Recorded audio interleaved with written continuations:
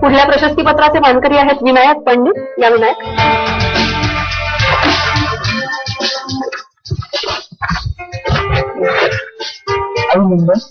धन्यवाद. अभिनंदन विनायक. आणि तुम्ही तुमच्या ब्लॉग बद्दल आता आम्हाला थोडंसं सांगा. माझ्या ब्लॉगचं नाव अभिलेख आहे. अभिनयातून लेखनाकडे असा त्याचा कन्सेप्ट आहे.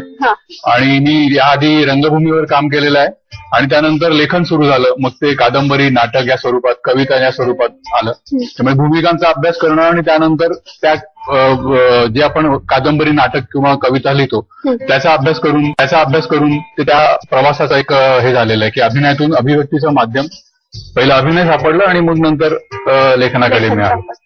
आपण हा अभिलेख, हा विनायक पटेल यांच्या ब्लॉगची आपण झलक पाहूया. विनायक-पंडित.blogspot.com हा URL आहे विनायक पंडित यांच्या ब्लॉगचा.